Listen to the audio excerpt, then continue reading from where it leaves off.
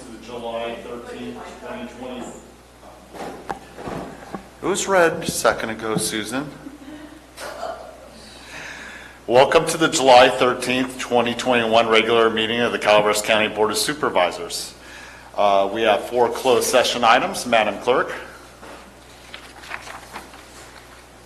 Closed session items for today, Tuesday, July 13th. Item 1, pursuant to Government Code 54956.9D1, conference with legal counsel, re-existing litigation, California Sport Fishing Protection Alliance versus Eastern San Joaquin Groundwater Subbasin Sustainability Plan et al., Stanislaus County Superior Court Case number CV 200001720.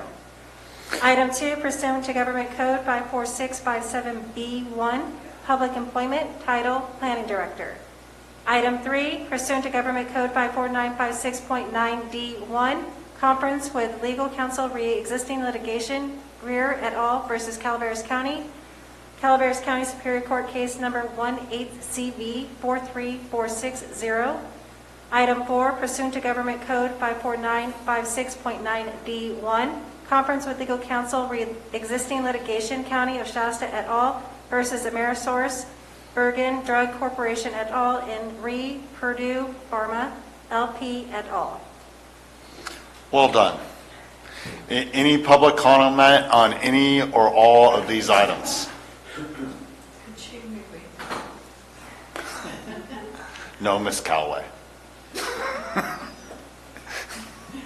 feel like I listened to an auctioneer. Very good. There is no public comment. Okay, and I have one further announcement. Ms. Fullendorf is attending the meeting via Zoom today, and we will go into a closed session.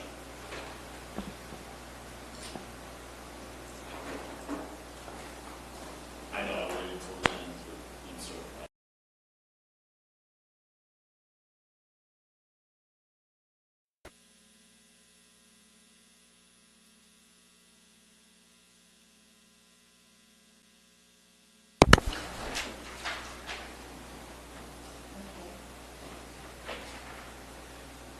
Susan, are we good on your side? I'm ready. You're ready. We're ready.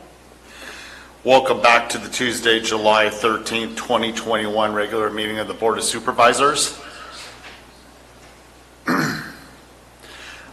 We have nothing to report out on closed session at this time. We will be continuing closed session at the end of the meeting. Can we turn down the volume on the computer, please? Thank you. Please stand for the Pledge of Allegiance.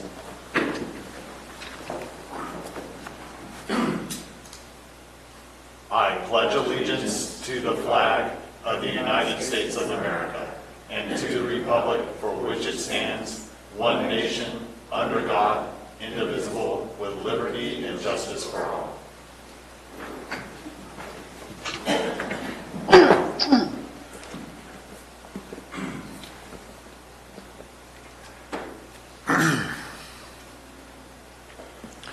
Staff announcements. This is a time for county staff to provide updates of upcoming county events that may be of interest to the public.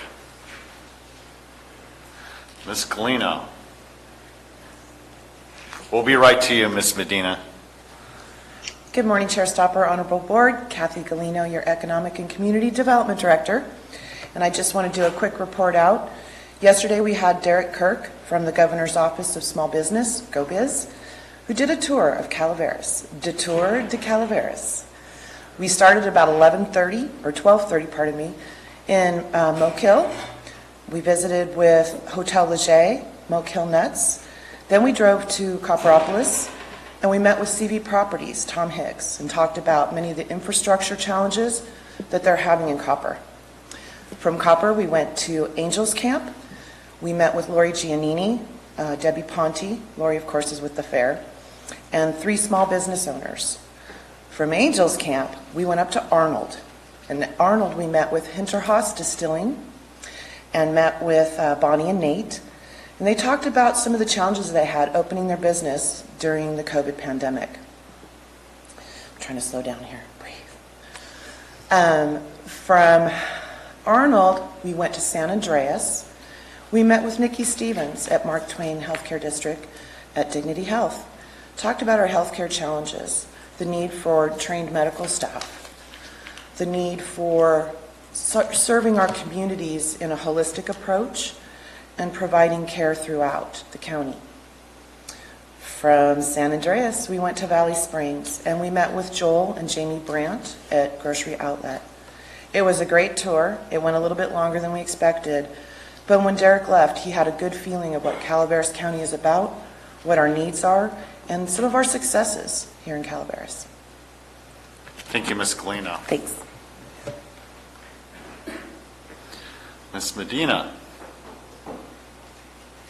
Good morning, Chair Stopper, respective board members, Deputy Clerk of the Board, and our Calaveras community, Lisa Medina, Environmental Management Agency. So Calaveras Animal Services is pleading for volunteers from our community. We're looking for great people from our Calaveras community. We've had a very busy summer so far and need some extra hands. So if you have some time, please look at us for adding some of your time to our volunteer services. Just in June alone, our volunteers gave over 292 hours of their time to help us take care of our little and big ones in our shelter. So what kind of things do our volunteers do? What do they help us with? They walk pups. They assist in socialization with exercise and play, which makes the dog or cats ready for adoption. Our volunteers also work with cats that are currently up for adoption and socialize them through mental stimulation and practice with being handled in different manners. They also assist with cleaning our kennels, dog and kitty kennels. They wash and dry bedding, towels and blankets. They also help clean our litter boxes, water, and feed dishes. They also help organize our shelter and our kennels, groom and bathe animals. Volunteers help with special events such as free rabies clinics and our microchip clinics, which you see displayed during our Board of Supervisors meetings, and also our food drives. They educate the public on responsible ownership, and our volunteers act as shelter ambassadors and help spread the word and the mission of Calaveras County Animal Services throughout our community. Through education and positive attitude, our volunteers help build lasting relationships with the community we serve. If you are interested in becoming part of our Animal Services volunteer team, please visit our Animal Services website and click on the volunteer icon for additional information. You can also call 209-754-6509. Thank you, everybody, for your attention. Thank you. Further staff comments? Good morning. Ms. Allen. Good morning, Chair Stopper, members of the board, Corey Allen, Health and Human Services Agency Director. I wanted to just briefly update your board and our community about this past weekend's extreme heat response. We did open a cooling center in response to those extreme heat, and that was between the dates of Friday and Monday. So, of course, this was done in partnership with our Office of Emergency Services, the Red Cross, and the County Library in San Andreas, staffed by the Health and Human Services Agency. The operation was led by Chris Edgerly, our Emergency Preparedness Manager, and like I said, was staffed by several HHSA employees throughout the 4-day period. On Friday, we received 9 visitors. We had 1 on Saturday and 3 on Sunday. No one responded on Monday, but that was a total of 13 individuals that were provided support. The Red Cross provided food and water. The team strived to provide several signage points throughout the area. Flyers were sent widely to ensure community awareness, and that included being posted to the county website, social media, and through mymotherload.com. I want to thank Chris Edgerly, Colleen Rodriguez with Public Health, John Osborne, Cameron Bardwell, and Jack Roberson, and of course all the individual staff members who volunteered throughout the period. Thank you. Thank you, Ms. Allen. Further staff comments? I do not see any at this time. Thank you. With that, we'll move on to the public health update. Informational item, Public Health Services, receive an update presentation from staff on COVID-19 novel coronavirus. Ms. Allen. You're back.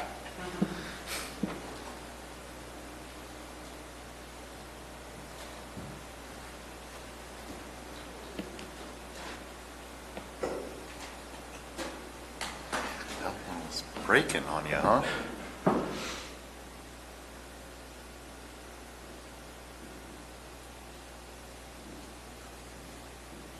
I apologize, I found I was muted. We can hear you now. Yes, you can. Thank you so much, and here we go. So good morning, Corey Allen, your Health and Human Services Agency Director. Good to see you, Chairman Stopper and members of the board. I'm here today with your Health Officer, Dr. Ramirez, and today we want to make sure to give you an update on how things are going related to our coronavirus. As you can see, our COVID-19, let me forward that for you.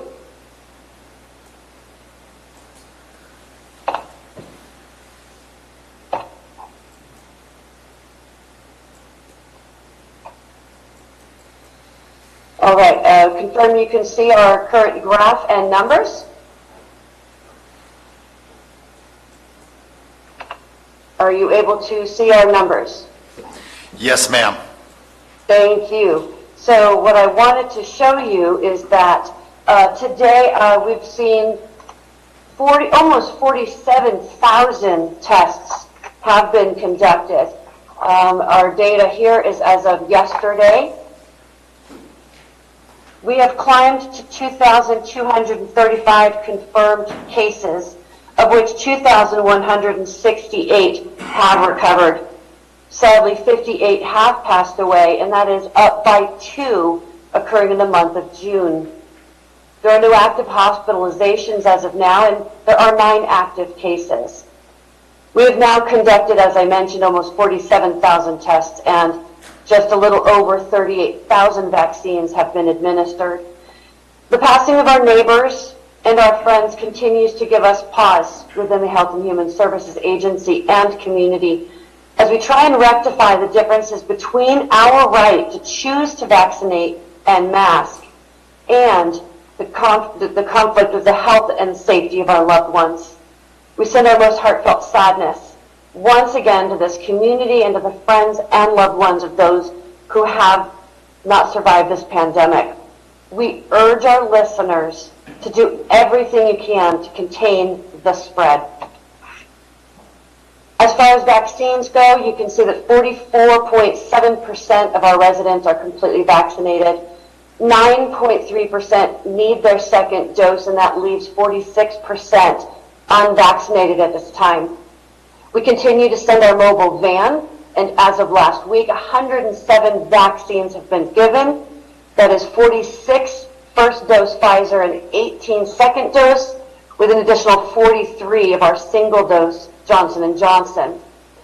Just to give you an update as to what we're continuing to do, we've seen between March and now 87 vaccine clinics offered throughout all districts in our community.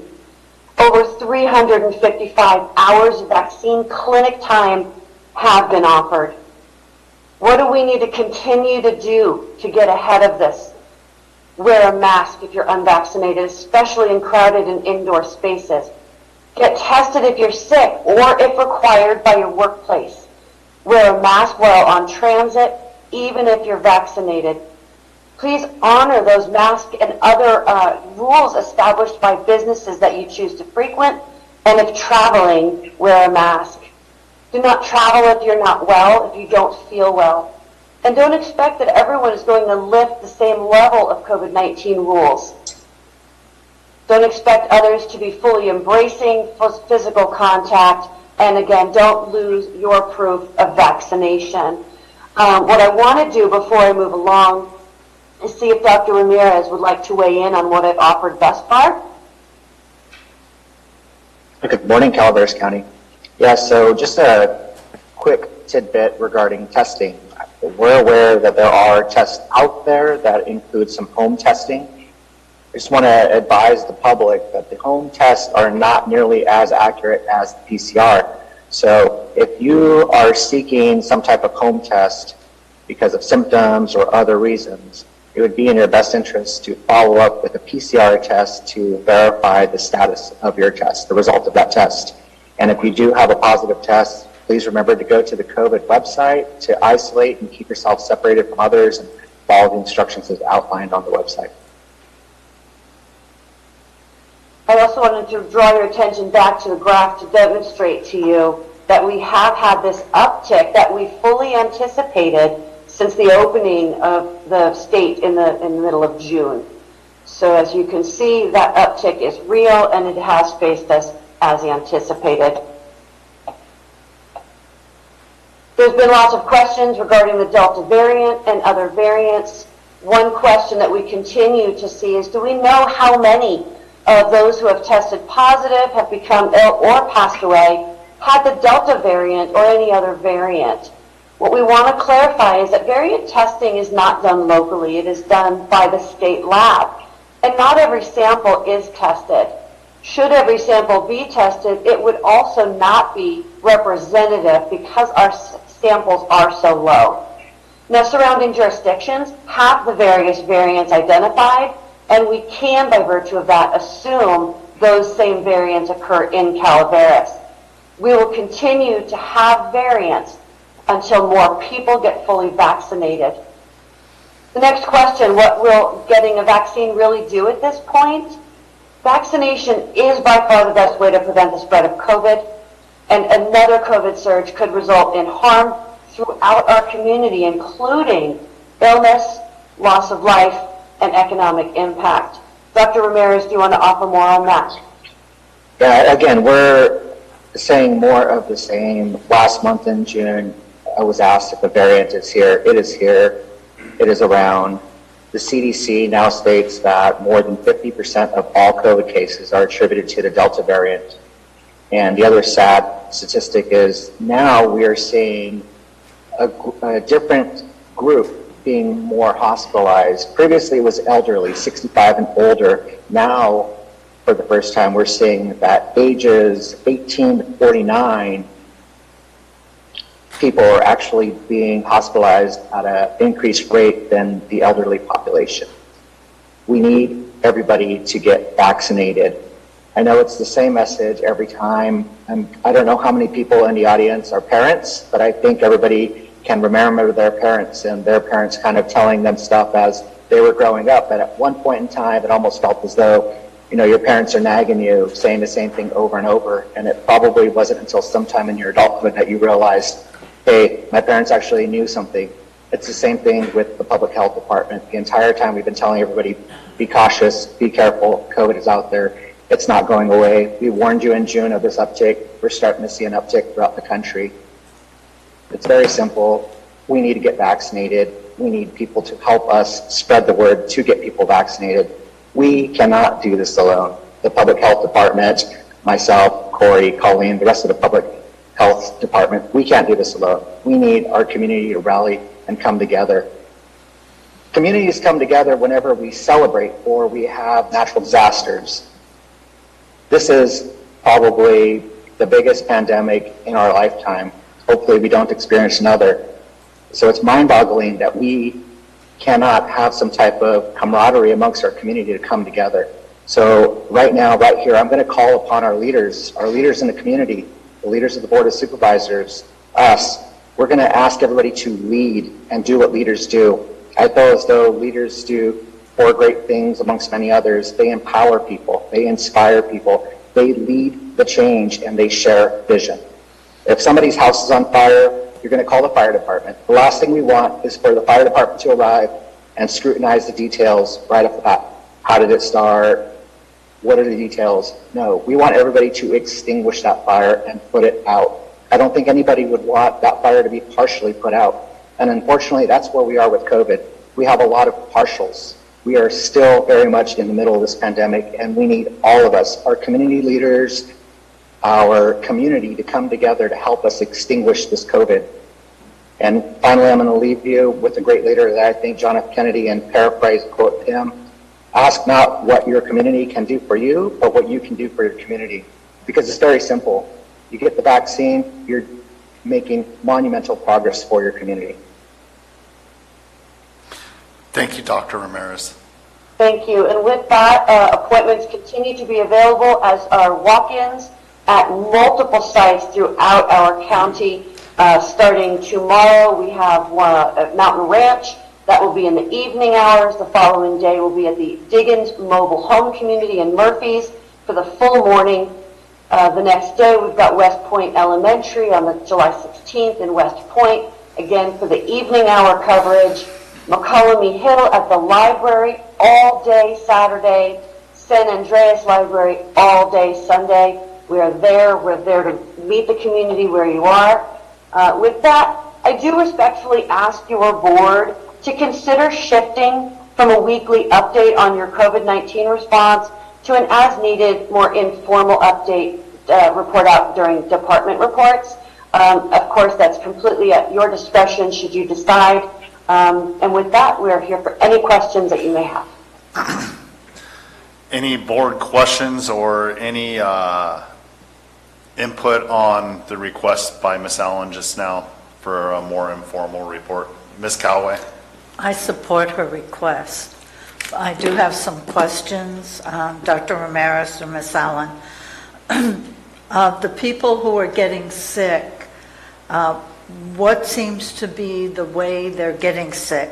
Within the family, social environments, musical events, so forth, outside the county through work? That's an excellent question. We do have Colleen Rodriguez, our Public Health Deputy Director, who can respond to that. Hi, Supervisor Callaway. This is Colleen Rodriguez.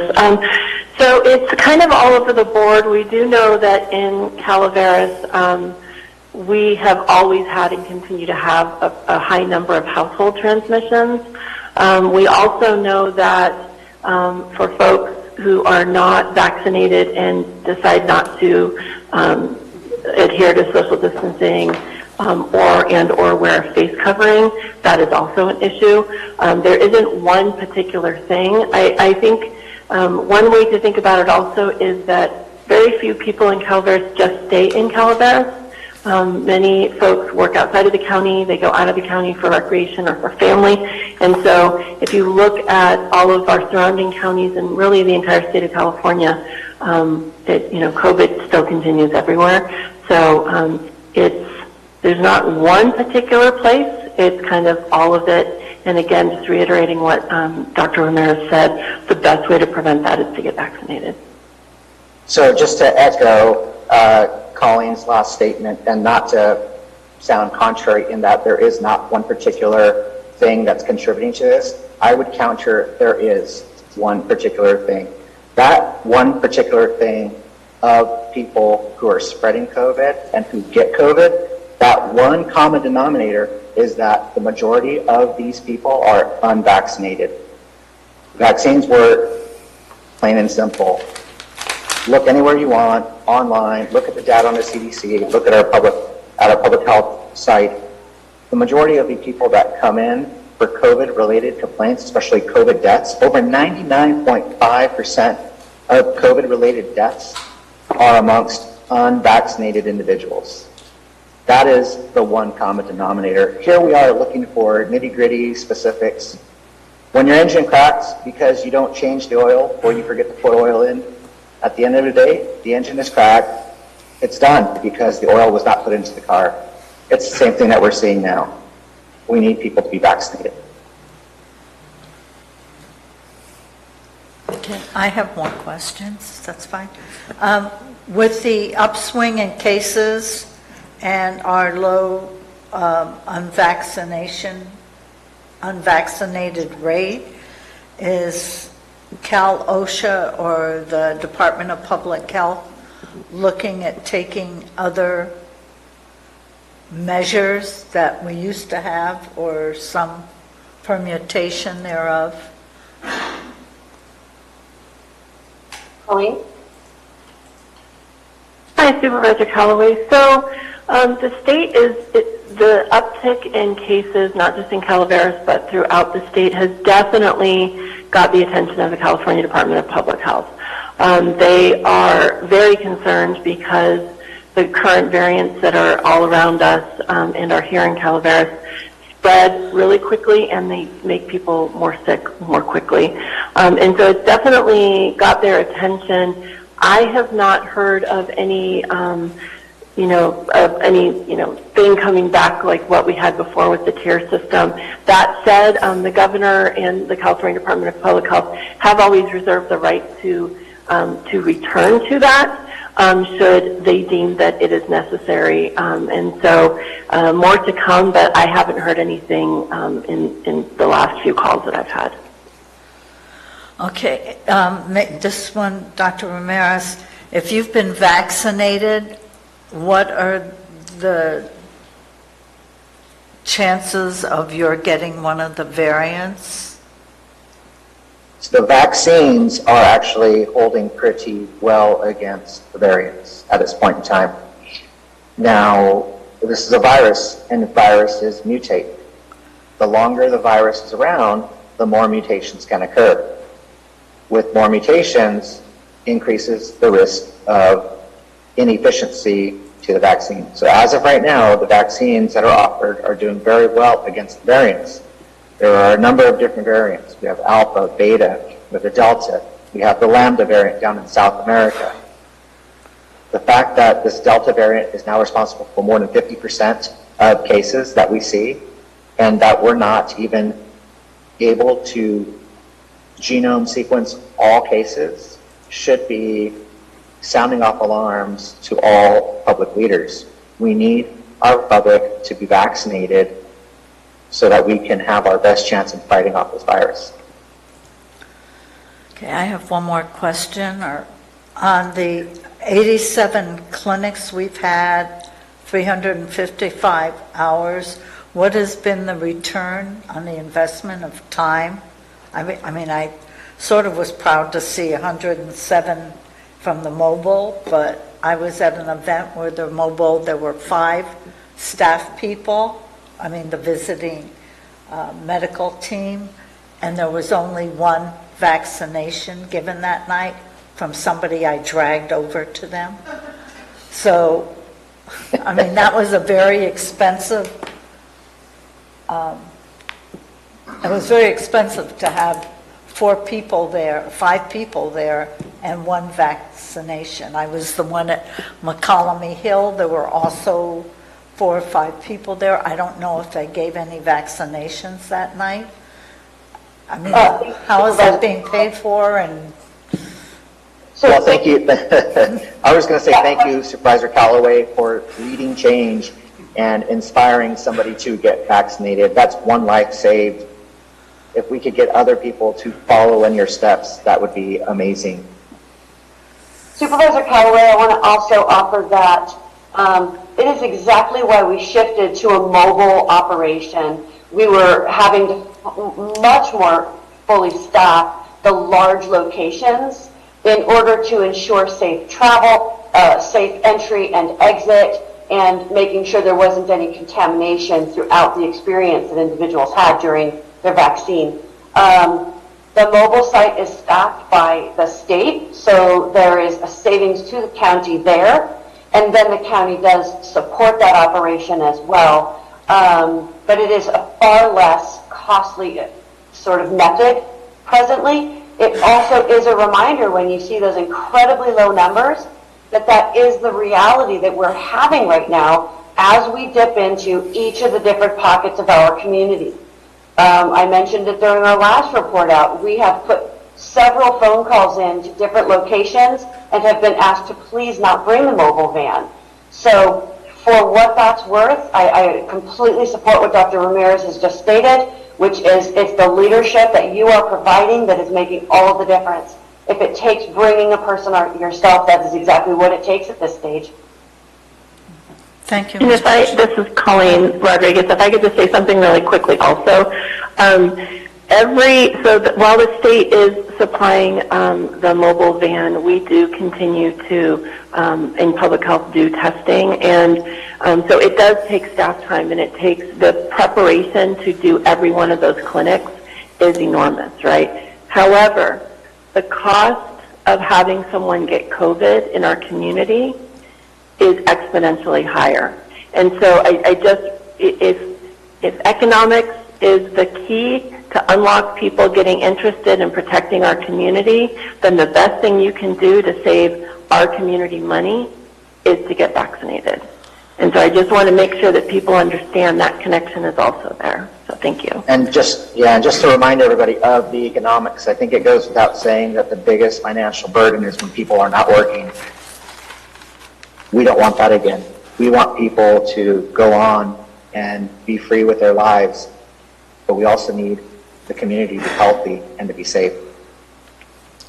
Okay, thank you, Mr. Chair. Thank you, Dr. Ramirez. Mr. Toffanelli. Yeah, I just have one question. It's not really one clarification. I thought I'd heard Dr. Ramirez say of the 9 current cases we have that none of them have been vaccinated. They're all unvaccinated. That is not true. That is not what I said. Okay. I said the majority of cases seen throughout the world are amongst unvaccinated individuals. I didn't speak to local statistics.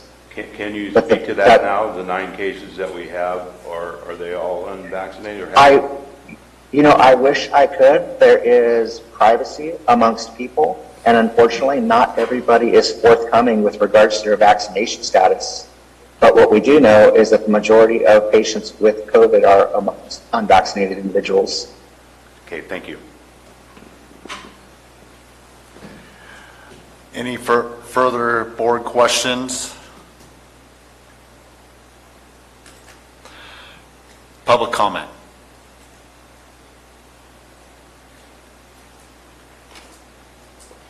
There is none at this time. Thank you. So I'll bring it back to the board. Ms. Callaway said she was in support of Ms. Allen bringing this back more informally on not so much of a regular basis. Mr. Toffanelli? I support that. Mr. Garamendi? Yeah, but if things change, we want it back. Ms. Bollendorf? Yes, I support it, that if things change, I think more information. Yes. So I also agree. So Ms. Allen, please, if things change and we start going in a bad direction, we can redecide at that time. But until that time, as needed.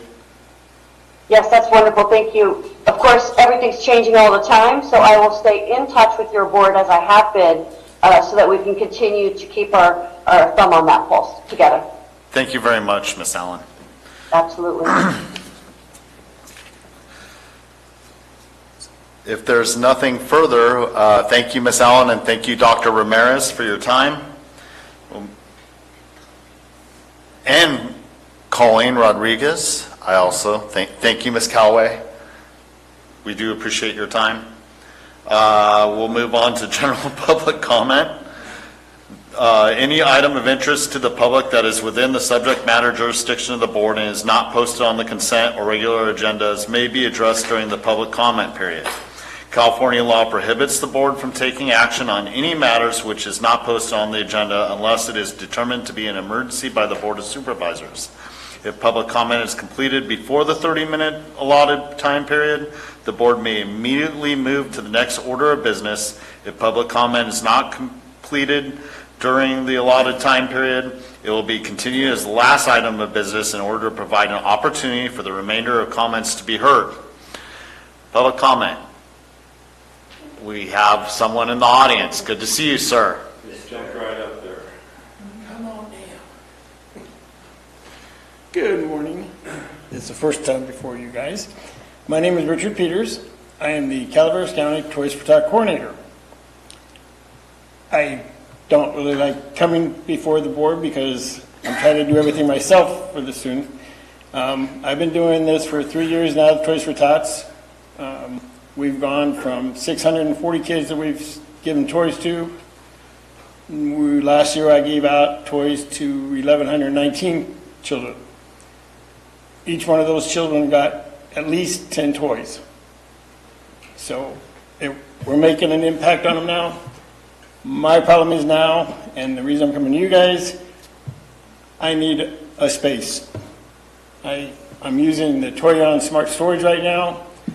Donna, the owner, has been really generous in letting us use the space, but because they're growing, she needs our space. Unfortunately, my foundation won't let me use my funds for that, so I'm looking for you guys to maybe give me some guidance on where I could find a building. Thank you. We can't respond directly Right. to comments. If you could leave your contact information, Yes. and I'll have the CAO contact you, and we'll see what we can work on. Cool, appreciate it. Thank you. Further public comment? If there's nothing further, Mr. Richard. What was your last name again? Peters? Peters. Okay, I did write it down correct. Mr. Peters, All right, thank you for your time. Appreciate it. Further public comment?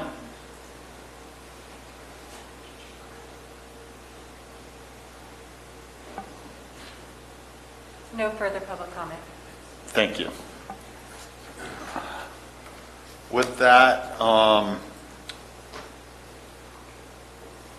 we'll move to the consent agenda.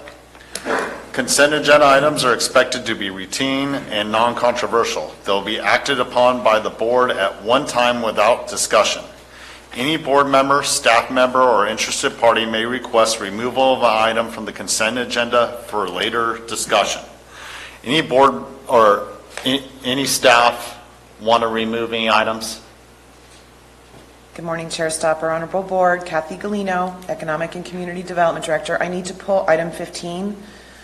My apologies. I was working on 2 amendments and agreements with UCCE, and when I uploaded the document, I uploaded the incorrect one.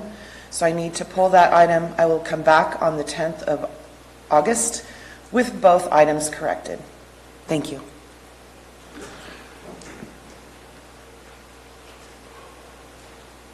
Good morning, everyone. Kevin Radjo, Calaveras County Coroner, Public Administrator. I'd like to pull item number 14 for discussion. Thank you.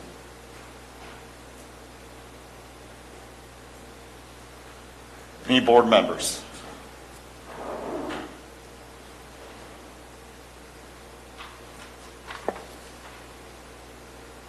No? With that, I'll entertain.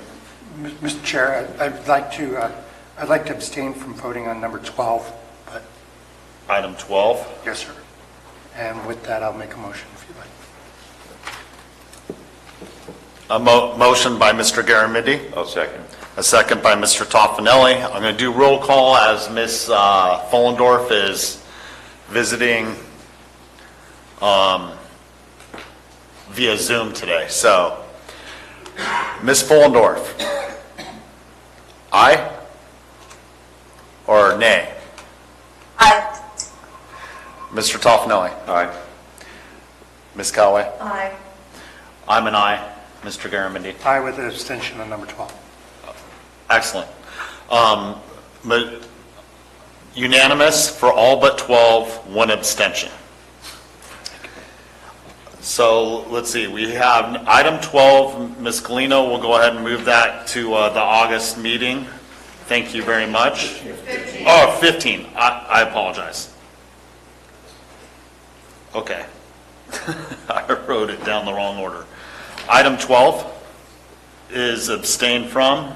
That's, okay. Item 14. Mr. Raggio. Some questions. First of all, can't remember the last time, this is regarding salaries for elected officials. Can't remember the last time there was a raise or an increase in salary. But I'd like to see some justification, some discussion as to why this agenda item only includes the assessor, the recorder, the tax collector, and the auditor. Historically, the coroner's office has been included with those 5 elected officials. I also realized that the sheriff and the district attorney have been left out of this, so the 3 of us basically have been left out. And I was wondering why. So I'd like to hear some discussion and so forth, and maybe this could all be done at the same time. So my question is, what's going on? For lack of a better question. So, Ms. Hawkins? Yes. Judy Hawkins, Human Resources and Risk Management Director. So the review of these elected officials did start several years ago. And when we were doing the scope of work, it was, we did specifically work on bringing these elected officials who their salaries have been tied for years. I did not bring the coroner and forward. That position is it is complicated. We are looking at possible changes with that position. And just like we did not bring forward the DA or sheriff at this time, and we are doing the class and comp study, which with the class and comp study, they are doing desk reviews, which means they will in-depth review the positions and then compare those to like counties to make sure that we are properly reviewing them, because of course the coroner, when I say that it is more complicated, it is not a department head position as in they have a full department underneath them within the county structure. It's a little bit different, and so we were relying on the class and comp study for those three positions. So is the coroner involved in are they doing a study as far as the coroner, the sheriff, and the DA, or if so, why not? We will, the class and comp study is all classifications. We are doing further review into all classifications within the county. And that process is taking place now. We are putting together the documents that each department head and employee will fill out, and that will set off that desk audit. So will this be voted on today, or it sounds to me like you should combine the 5 and possibly vote on that once the study is in? And so the reason of these specific positions is over the years, the bargaining units have given increases to their positions, which now have created this severe compaction within the departments. And because of the structures within these departments, that is why we are trying to get this rectified at this time. Okay. I mean, this being an elected position, we answer to the people. Like I say, it just sounds like they should be combined. It's always been historically the 5 with the sheriff and the DA separate, but I would like to see it, myself grouped in with the other 4 elected officials. So that's what I've got. Thank you, Kevin. Any further public comment? Amanda has her hand up. Okay, yeah, no, absolutely. I was going to bring it back to the board after we provide for public comment. Okay, sorry, just interrupt No helping worries. out here. We appreciate it. No public comment at this time. Ms. Fullendorf. Sorry. Oh, we do have one. Debbie Ponte. Ms. Ponte. My apologies, Ms. Fullendorf. Can we let Ms. Ponte comment real quick first? Oh, sorry, yes.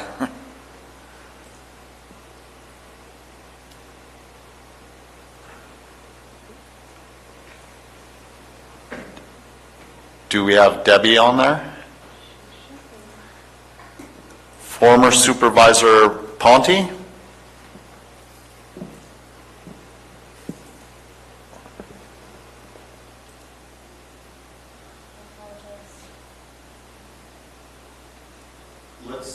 Let's circle back if she can't get on.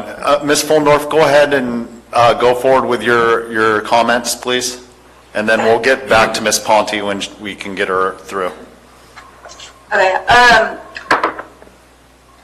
one of the questions that I discussed this with Krista the other day is recognizing that this position has been removed from the list of the elected. Is there any consideration, and I understand that the board's having conversations of what is the future of it look like, but we're still a ways away from that. I don't think it's, I feel like we're not being inclusive in all of the positions. And with the timeline of the comp study, maybe Judy can highlight what that timeline looks like. But would there be a consideration of just bringing back that position and adding into the group, or going forward with this and coming back at our next meeting or regular meeting with just the coroner's salary increase? Because I feel like there's kind of two things going on, and yes, we're still having a dialogue, but that's still not inclusive to the rest of the elected board members, and there's still, 2 years, year and a half left of that position, and they're still under the normal percent of the rest of us.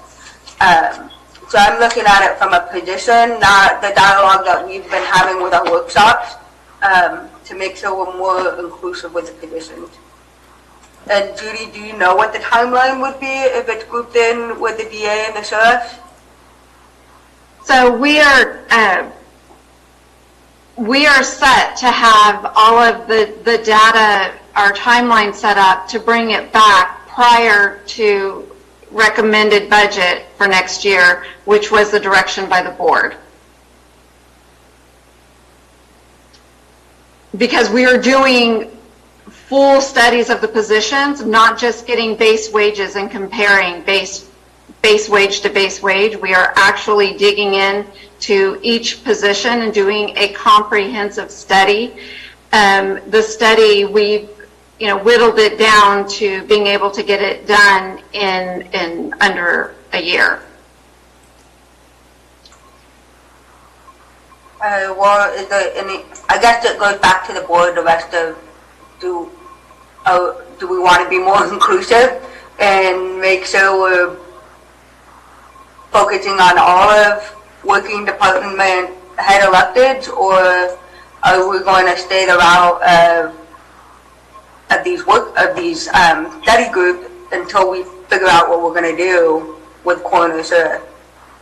I mean, I think that's kind of the elephant in the room, and I think it should be focused more on the position, not the other conversations that we've been having at this point. But that's just my thoughts, and yeah. Very good, Ms. Fullendorf. I couldn't agree more. Do we have Ms. Ponte? Yes, we do. Supervisor Ponte.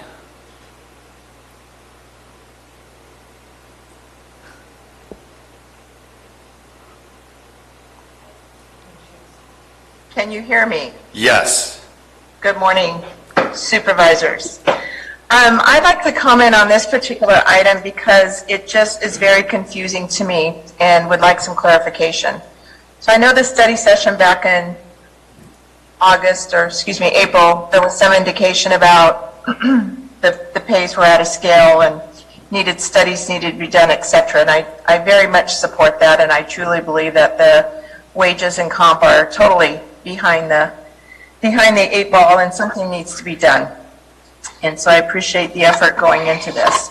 My concern is the study. If this study was commissioned 2 years ago and it still hasn't been done yet, I don't see it happening anytime soon.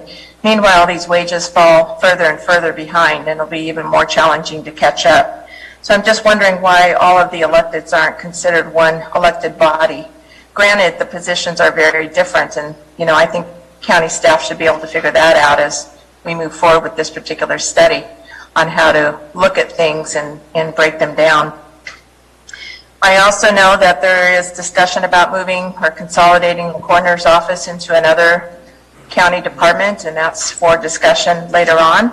I think this particular issue on wage and salary, there are two separate issues that soon you'll have to make a decision on what to do. This will go out to the folks to vote on one way or the other for this particular position. And, you know, I think it's important. There's a year and a half left in this particular office, both for sheriff and such. And so if it's not treated as one, I think that sends a not so nice message out to the public about why the supervisors are picking and choosing who gets what and why, and trying to explain and justify that.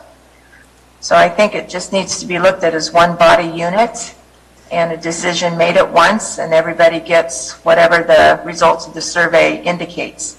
But to pick and choose and do it halfway and thinking about this and maybe that going down the future, those are a lot of what ifs, and none of this will get done if it's not tackled head on now.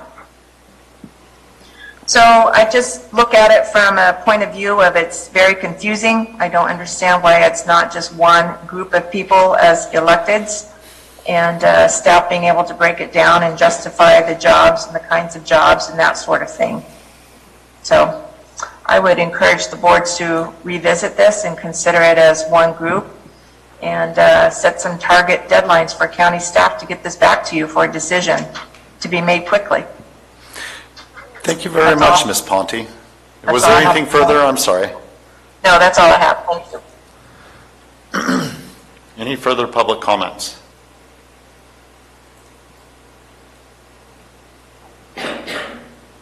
No further public comment.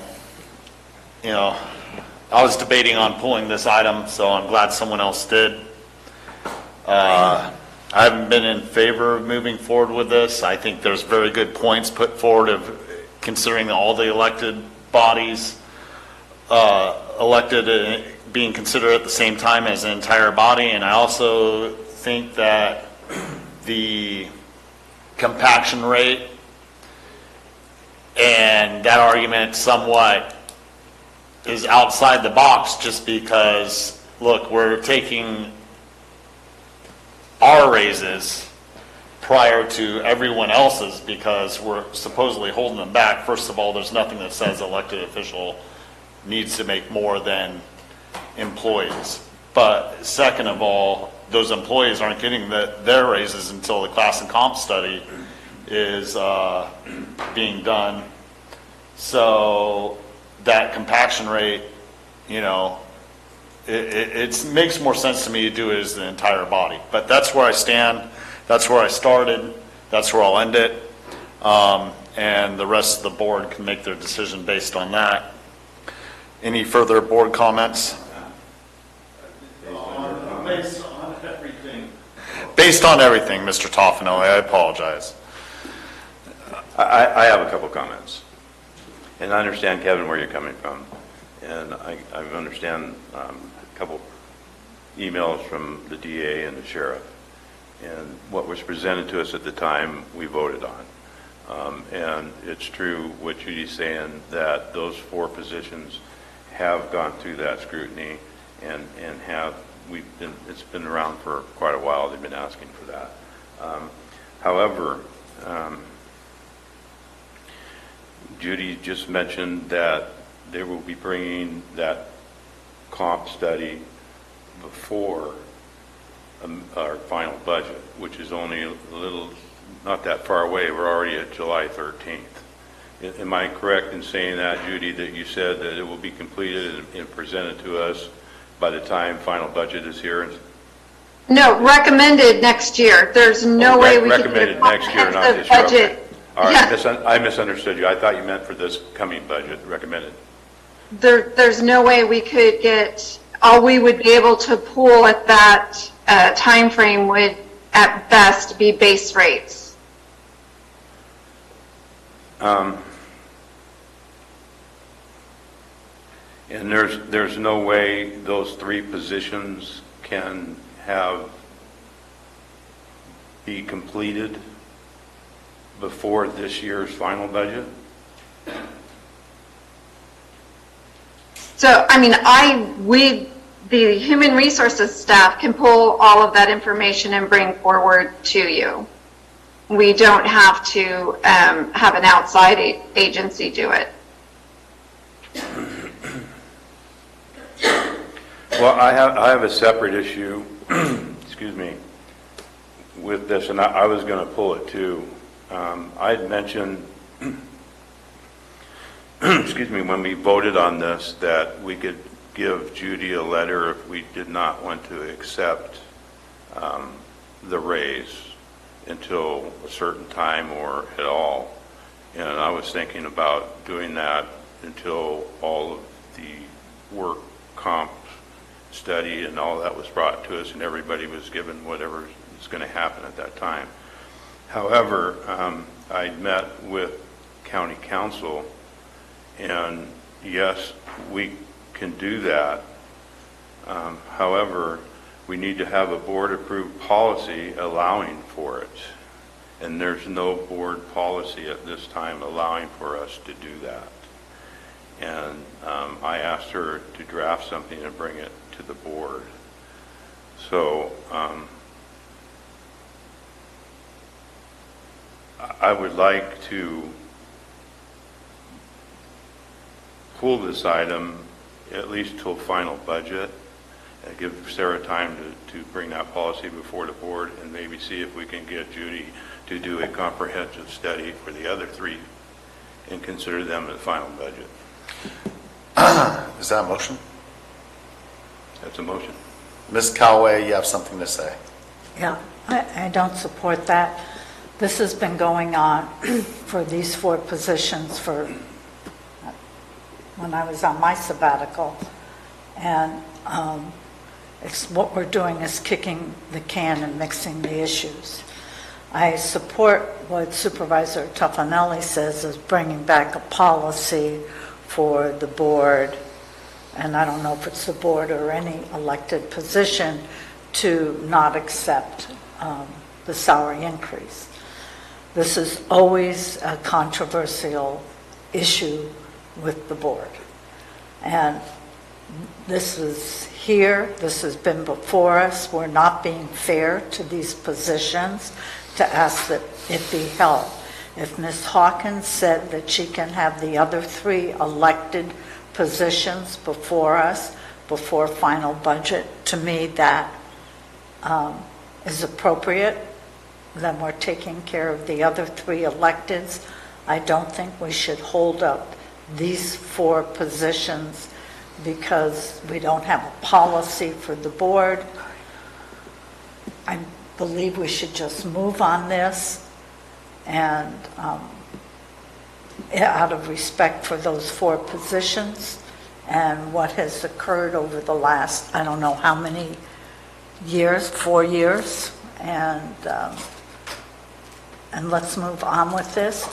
In addition, then we can have staff bring back what you're recommending as a separate policy issue, which should not be tied to this.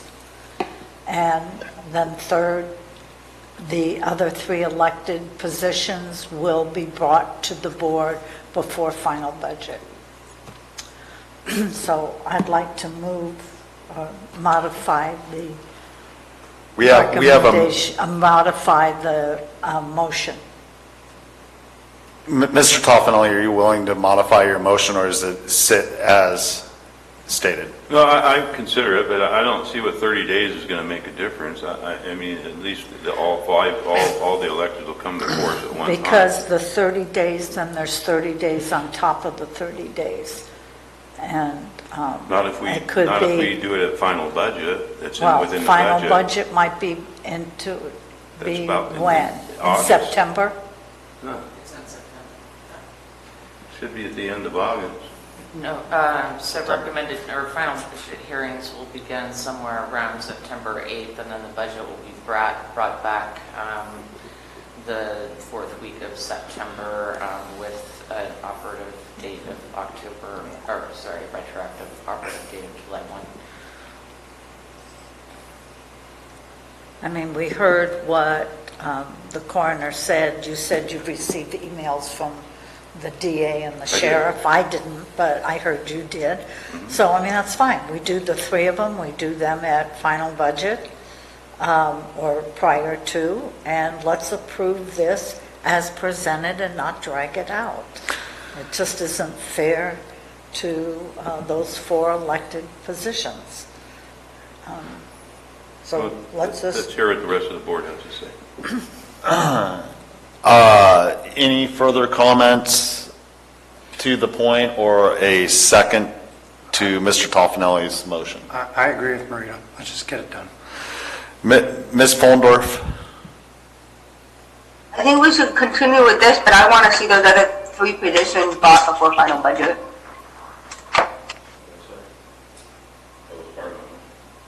Okay, so I'll second your motion. Can you restate the motion so we can know what we're talking about?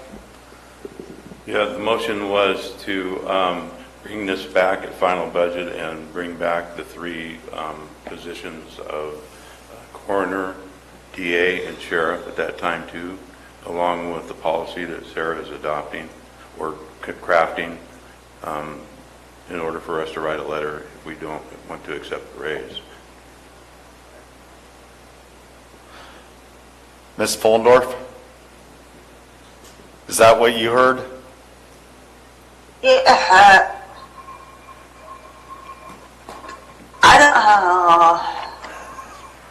Yeah, but I don't want to put this out. So no. You don't want to look. You want to go forward with this now? I want to go forward with this item now, and then bring the other 3 positions back in 30 days. With the policy. So there's no second? Ben, second. I second. So, roll call. All those in favor of Gary's motion? Ms. Follendorf? Nay. Mr. Toffenelli? Aye. Ms. Callaway? No. Ben Stopper's the aye. Mr. Garamendi? No. No. Do we have another motion? I move we adopt an ordinance approving the salary changes for the elected officials as stated in the summary publication. We have a motion by Ms. Callaway. Second. We have a second by Mr. Garamendi. Roll call. Ms. Follendorf? Aye. Mr. Toffenelli? No. Ms. Callaway? Yes. I'm a no. Yes. I'd like to then just make the recommendation that Supervisor Toffenelli did, that we bring back the other 3 prior to final budget and the policy change. I don't think we need a 4/5 vote on that, do we? No, so it passed on your motion 3-2. That's correct. Right, all right. All right, Well, she just made a separate. right. No, bring back the policy. Yeah. Right, I understand that. Bring back the policy and the other 3 positions Right. at final. I'm sorry. Bring back a policy for us to be able to not accept the raise and signing a letter, and also bring back the other 3 positions. Okay. Understood. That ties up our consent agenda, so I'm going to take a 10. We're going to take a 10. Oh, I thought you were just going to leave us here and continue to They're all over me today, Gary.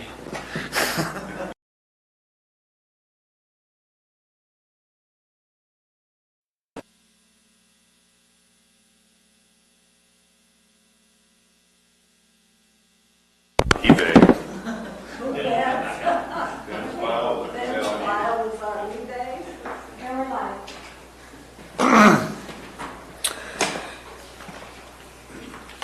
Regular agenda, action item, administrative office, adopt bylaws for the Strategic Planning and Financing Committee.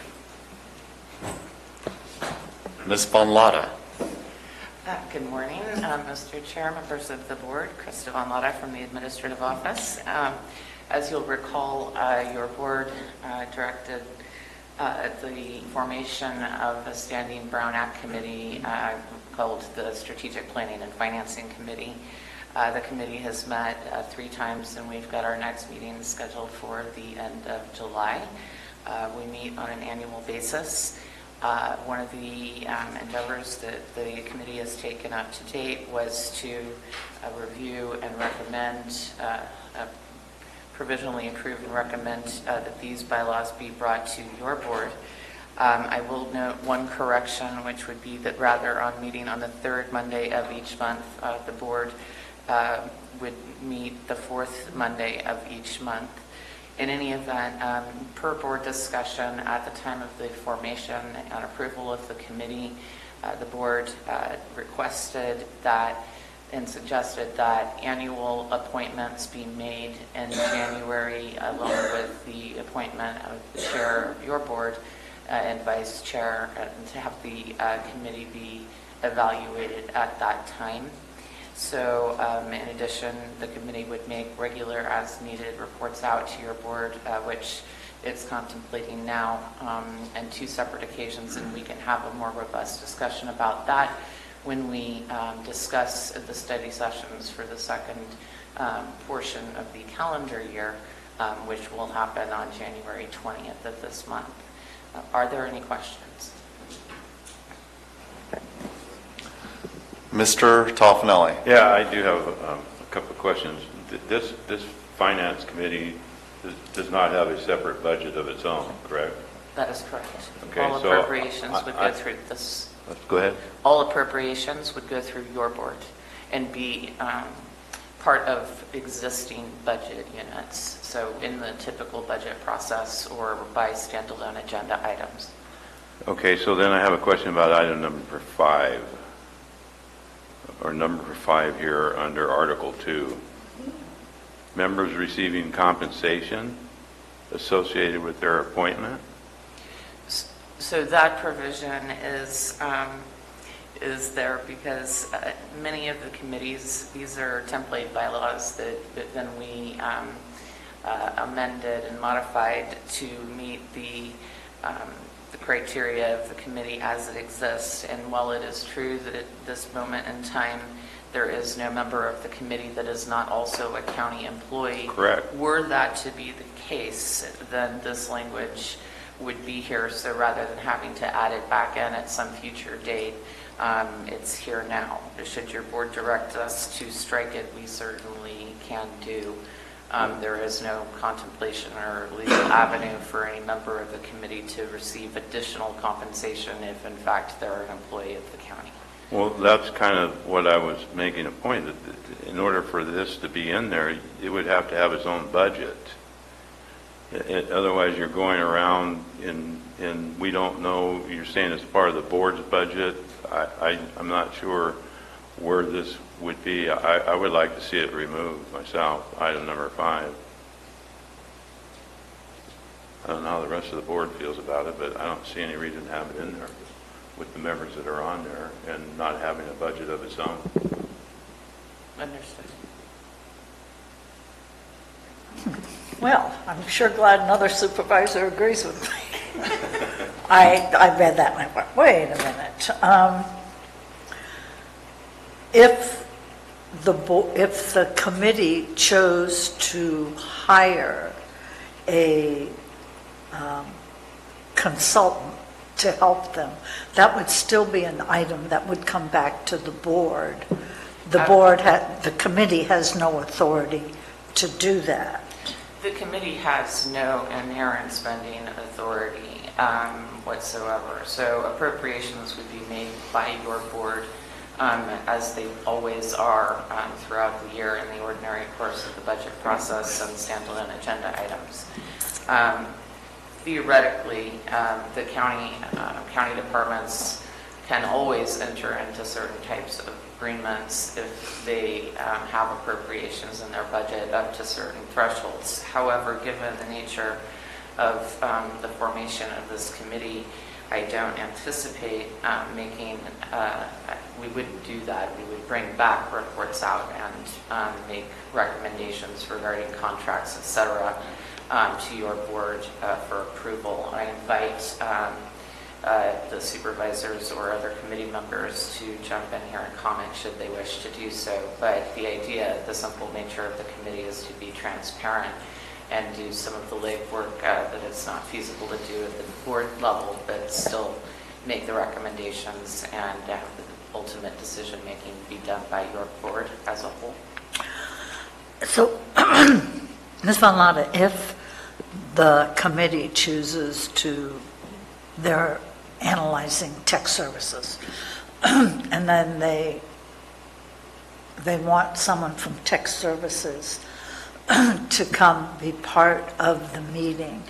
So tech services, how do they then charge their time?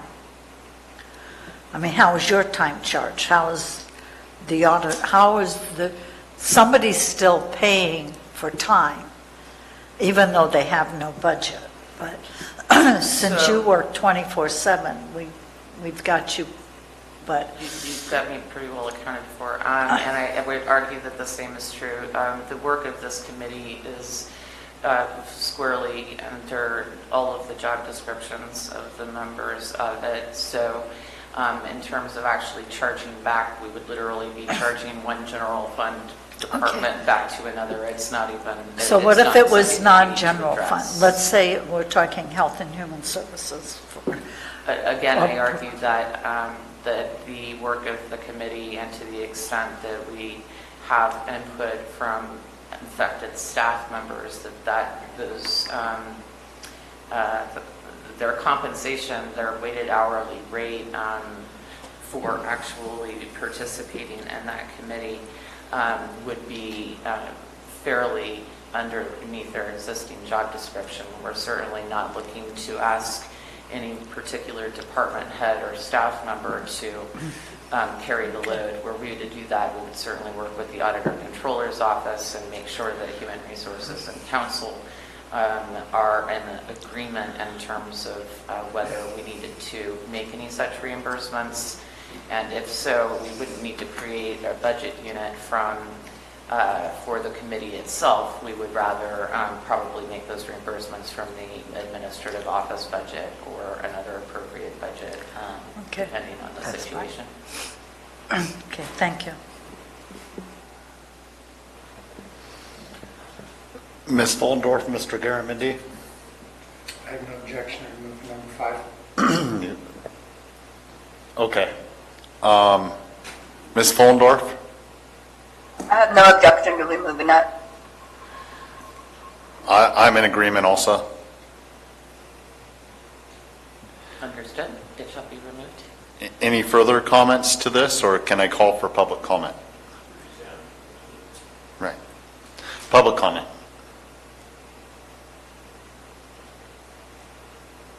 There's no public comment at this time. All right. I'll entertain a motion as amended. Mr. Garamendi? No? I'll second. Ms. Fullendorf for a motion, a second by Mr. Garamendi. Roll call vote, and when you speak, please turn on your mics. Ms. Fullendorf? Aye. Mr. Toffenelli? Aye. Ms. Callaway? Aye. I'm an aye. Aye. And Mr. Garamendi is an aye. That's 5-0. Thank you. Very much.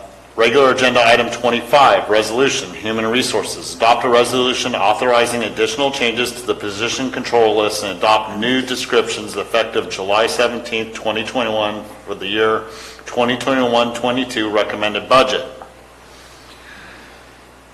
Good morning. Thank you, Ms. Hawkins. Good morning, Mr. Chair, members of the board. I bring before you a resolution that is, of course, tied to our recommended budget. These are positions that we're still working on, and then also the changes for our administrative office as directed by the board to the CAO.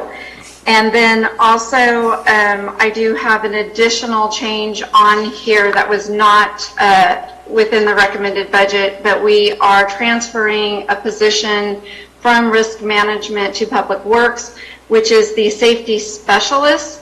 By doing this, it allows risk management to audit the compliance of the safety specialist.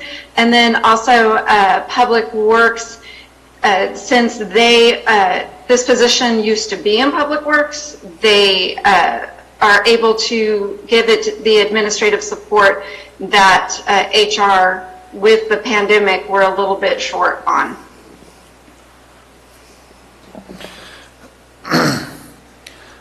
Just a quick question: with the changes past initial budget, will we need a 4/5 vote at this time, or are we fine moving forward? So we're fine moving forward. The changes that are being requested can be absorbed by the budget unit itself. They're not actually, as it relates to the administrative office. The first year, the delta would be approximately $21,000 more than what's currently budgeted for those positions. So that can be absorbed.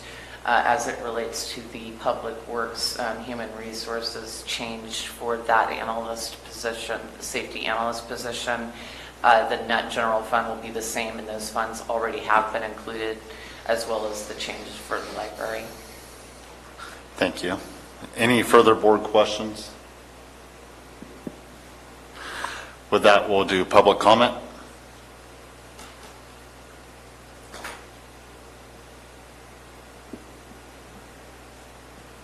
There's no public comment. Thank you. I'll entertain a motion by a board member.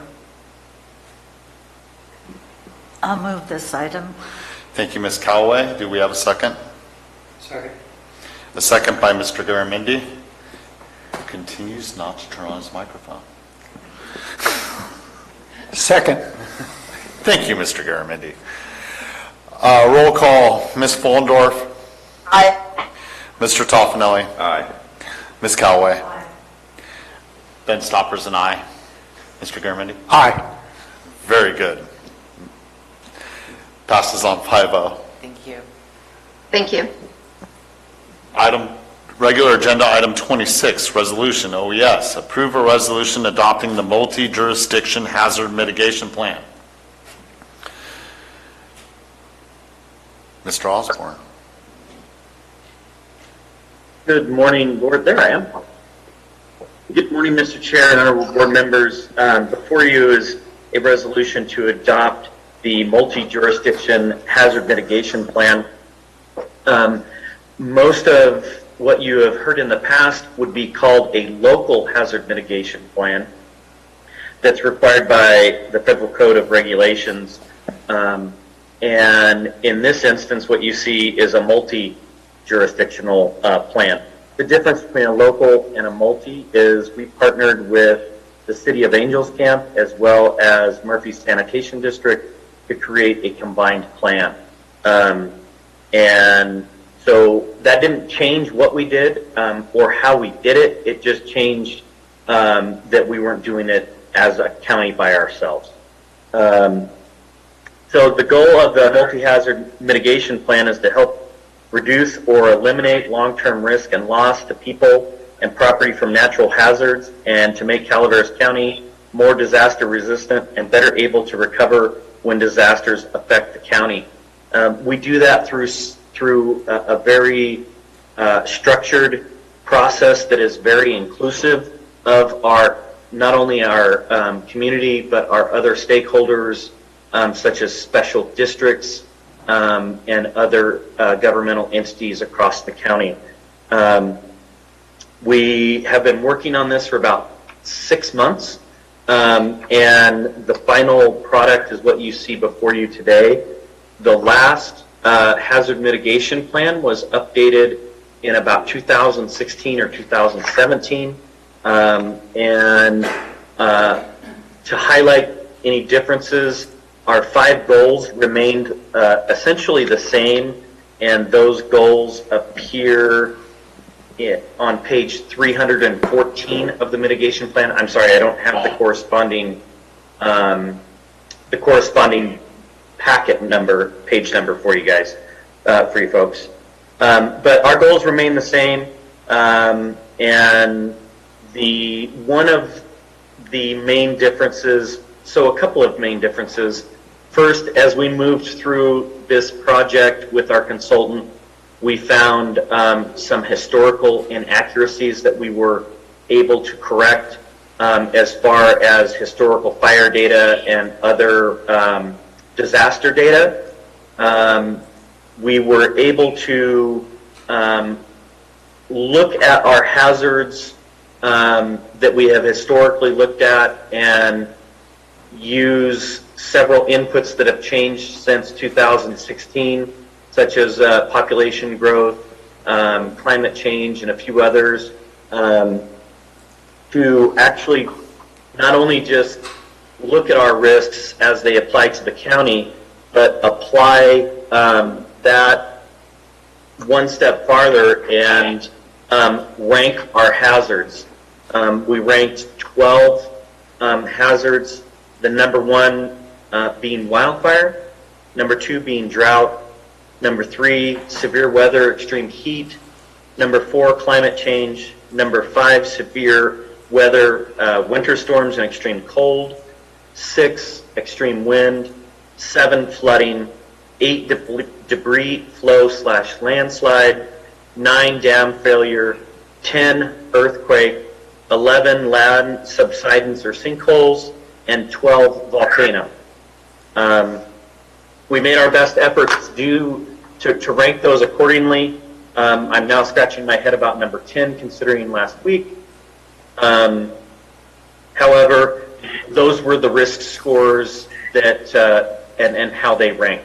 I think that's an important piece of this new plan for us, in that it allows us to set priorities based on data about where we should be spending our mitigation time, as well as our preparedness and response time. Thank you, Mr. Osborne. Thank you for the work, and not to take away from the importance of this. Your background, is that the USS Enterprise Model NCC 1701D? Well, I prefer to call this my dream EOC, but that's where it may have came from. Okay. Thank you. Board comments or questions? Okay, public comment?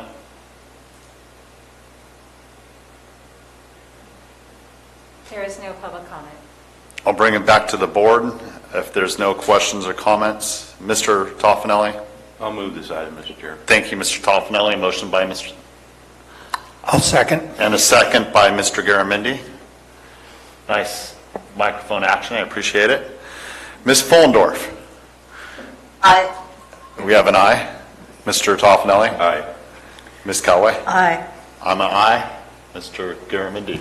Aye. Thank you. Passes unanimously. Thank you, Mr. Osborne.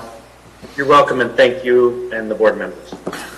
We'll move on to supervisor announcements. In compliance with Government Code 53232.3D, board members shall provide brief reports on any meetings attended at the expense of the local agency and may make other announcements or report out. Ms. Fullendorf? Nothing to report. Thank you. Mr. Toffanelli? Wait a minute. Nothing to report? Weren't you in the British Virgin Islands? You don't want to tell us about your trip?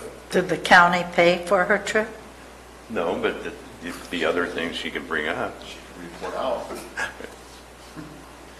It looks like she's ignoring you. Maureen and I have a LAFCO meeting next Monday night here, 5 o'clock. And that's all I have to report. Thank you, Mr. Toffanelli. Ms. Callaway? No, the death ride is this weekend. And the White Pines Car Show.